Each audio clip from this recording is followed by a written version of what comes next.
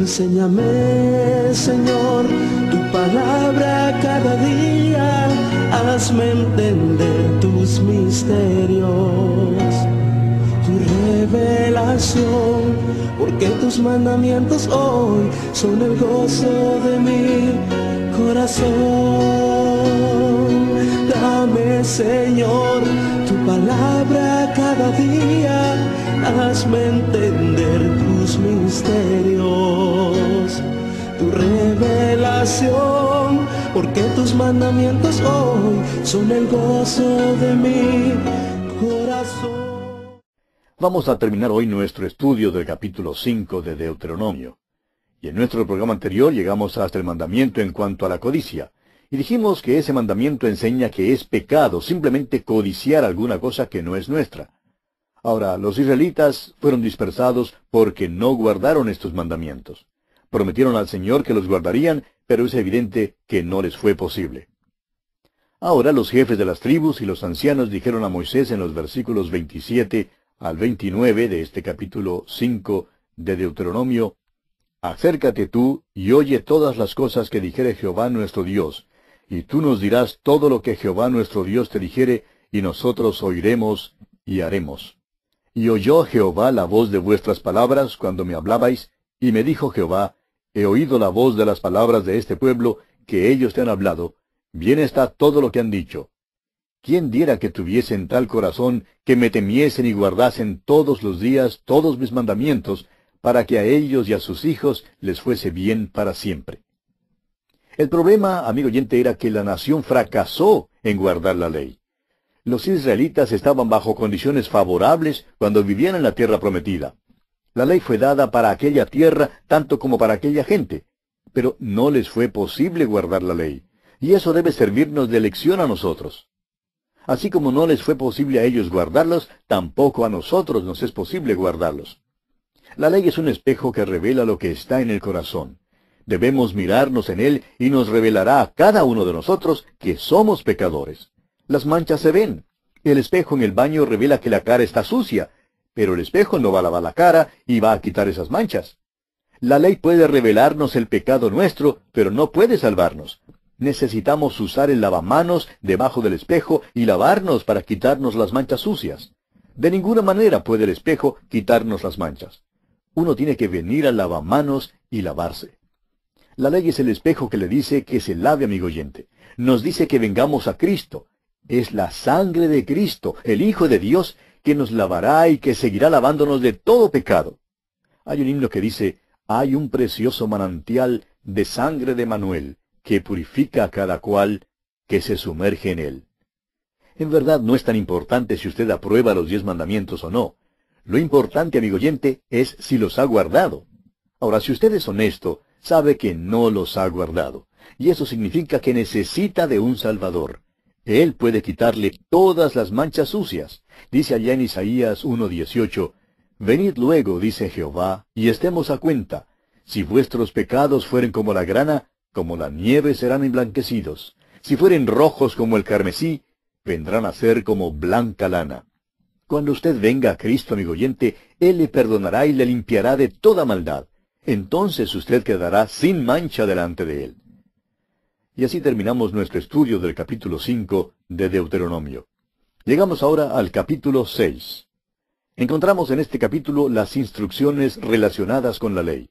Estamos seguros que usted ha notado que en el libro de Deuteronomio ha habido un énfasis especial en 2 palabras: el amor y la obediencia.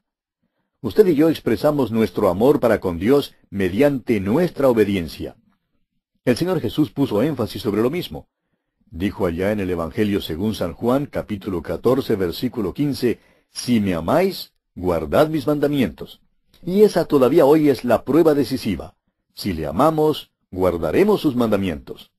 La salvación, amigo oyente, es un asunto amoroso. Nosotros le amamos a Él porque Él nos amó primero, como lo dice el apóstol Juan en su primera carta, capítulo 4, versículo 19.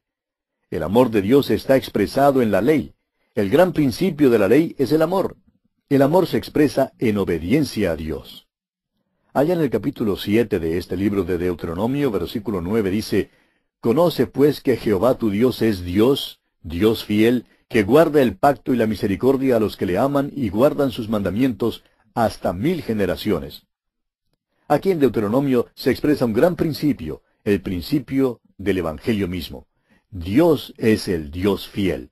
Trata con nosotros según su misericordia. Ahora este capítulo 6 contiene el gran mandamiento. Leemos en el versículo 5, y amarás a Jehová tu Dios de todo tu corazón y de toda tu alma y con todas tus fuerzas. Nosotros le amamos a Él porque Él nos amó primero. Nuestra obediencia es la manifestación de nuestro amor. En este capítulo y por todo el libro de Deuteronomio, el énfasis está en guardar los mandamientos. Sí, en guardar los mandamientos. La obediencia es la evidencia del amor. Podemos preguntar, ¿qué hay de nuevo en cuanto al amor en el Nuevo Testamento si el amor se halla en el Antiguo Testamento? La diferencia es que en el Nuevo Testamento, el amor de Dios ha sido traducido en la historia por medio de la encarnación y la muerte de Cristo. Nos dice el apóstol Pablo en su carta a los Romanos capítulo 5 versículo 8, «Mas Dios muestra su amor para con nosotros en que siendo aún pecadores, Cristo murió por nosotros». Escuche bien, murió por nosotros. Es que una cosa es expresar el amor sacando a los israelitas de Egipto y otra cosa es morir por ellos. Una cosa es decir algo desde la cumbre del monte Sinaí y otra cosa es bajar y tomar nuestra débil humanidad haciéndose semejante a los hombres y morir sobre una cruz por nuestros pecados. Repetimos, amigo oyente, que la salvación es un asunto amoroso. Nos dice el apóstol Juan en su primera carta, capítulo 4, versículo 10, «En esto consiste el amor, no en que nosotros hayamos amado a Dios, sino en que Él nos amó a nosotros y envió a su Hijo en propiciación por nuestros pecados». Estamos estudiando todavía el segundo discurso de Moisés. En los capítulos 5 al 7, él da una repetición e interpretación de los 10 mandamientos. Leamos pues los primeros 2 versículos de este capítulo 6 de Deuteronomio. Estos pues son los mandamientos, estatutos y decretos que Jehová vuestro Dios mandó que os enseñase, para que los pongáis por obra en la tierra a la cual pasáis vosotros para tomarla, para que temas a Jehová tu Dios, guardando todos sus estatutos y sus mandamientos que yo te mando, tú, tu hijo y el hijo de tu hijo, todos los días de tu vida, para que tus días sean prolongados. El énfasis está en la obediencia, como ya hemos dicho. En realidad hay solamente 2 clases de personas en el mundo, aquellos que aman a Dios y aquellos que le aborrecen. La actitud del corazón de las personas es evidenciada por su obediencia o por su desobediencia. Escuche usted las palabras del capítulo 5 de Deuteronomio, versículo 29. ¿Quién diera que tuviesen tal corazón, que me temiesen y guardasen todos los días todos mis mandamientos, para que a ellos y a sus hijos les fuese bien para siempre? Por medio del profeta Isaías, Dios dijo lo siguiente allá en el capítulo 29 de Isaías, versículo 13. Dice pues el Señor, porque este pueblo se acerca a mí con su boca, y con sus labios me honra, pero su corazón está lejos de mí, y su temor de mí no es más que un mandamiento de hombres que les ha sido enseñado. ¿Recuerda usted cómo el profeta Samuel reprochó al rey Saúl? Allá en el primer libro de Samuel, capítulo 15, versículo 22, leemos, «Ciertamente el obedecer es mejor que los sacrificios, y el prestar atención que la grosura de los carneros». Cuando el Señor Jesús dio su comisión a Simón Pedro, hizo una sola pregunta. «Simón, hijo de Jonás, ¿me amas?». El apóstol Pablo nos dice en su carta a los Romanos, capítulo 13, versículo 10, «El cumplimiento de la ley es el amor». Lo más maravilloso en el cielo será ver al Señor Jesús y darme cuenta completamente de que me ama y que se dio por mí. Pero maravilloso también será que yo amaré a todos y que todos me amarán a mí. Ahora eso, amigo oyente, hará que el cielo sea un lugar maravillosísimo. Leamos ahora el versículo 3 de Deuteronomio, capítulo 6. «Oye pues, oh Israel, y cuida de ponerlos por obra, para que te vaya bien en la tierra que fluye leche y miel, y os multipliquéis, como te ha dicho Jehová, el Dios de tus padres». Habían prometido guardar todos los mandamientos del Señor y sin embargo fracasaron, y todavía fracasamos hoy, amigo oyente.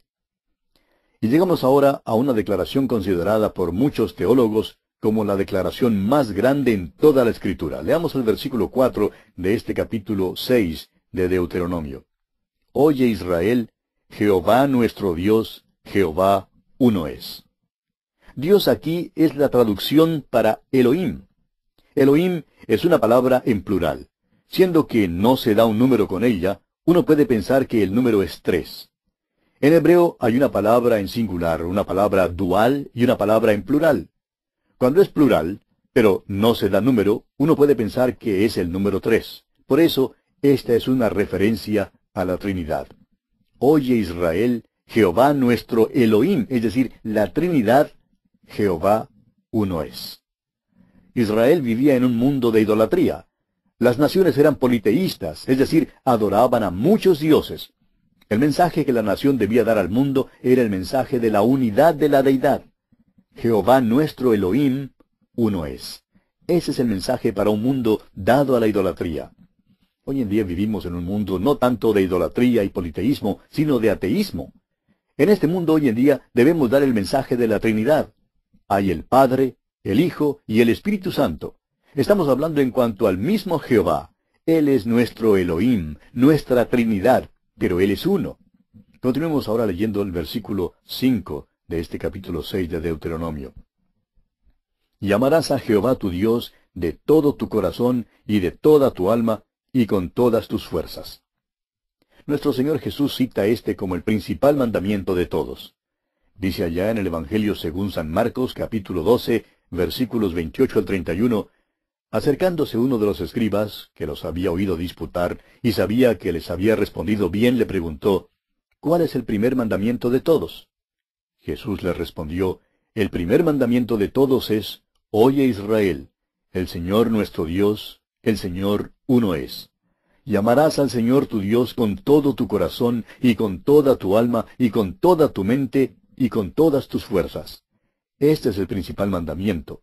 Y el segundo es semejante. Amarás a tu prójimo como a ti mismo. No hay otro mandamiento mayor que estos. Amigo oyente, ¿guarda usted este mandamiento? ¿No es verdad que todos necesitamos confesar hoy en día que no lo guardamos? No le amamos con todo nuestro corazón y con toda nuestra alma.